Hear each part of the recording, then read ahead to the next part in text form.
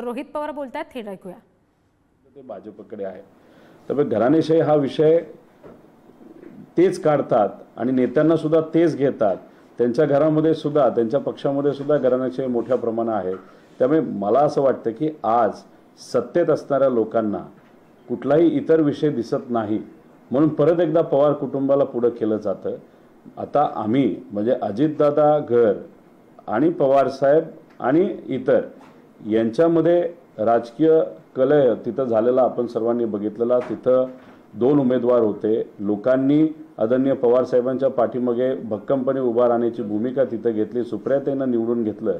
त्यामुळे मग आता तुम्ही जेव्हा पदाच्या बाबतीत बोलता तेव्हा परत एकदा कुटुंबाला एकत्रित घेऊन बघणं हे कितपत योग्य आहे हे आपल्याला कुठेतरी विचार करावा लागेल. पण दादा सुप्रियाताई सुद्धा अनेकदा कार्यक्रमामध्ये असं बोलत असतात की राजकारण वेगळं जरी असलं तरी आम्ही कुटुंब म्हणून आम्ही सगळे एकच आहोत.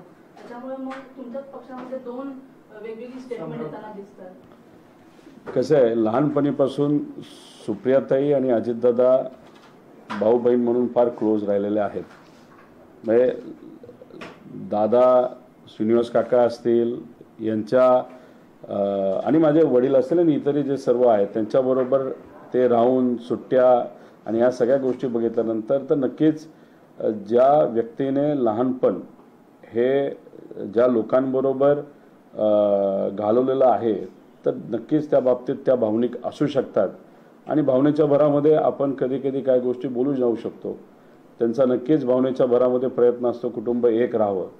राजकीय दृष्टिकोनातून आपण बघितलं तर जेव्हा आपण आदरणीय पवार साहेबांच्या विरोधात तिथं बोललं जातं, नाहीतर एक राजकीय भूमिका तिथं घेत असतो आणि आपल्या भूमिकेवर सामान्य कार्यकर्ते पदाधिकारी जेव्हा अवलंबून असतात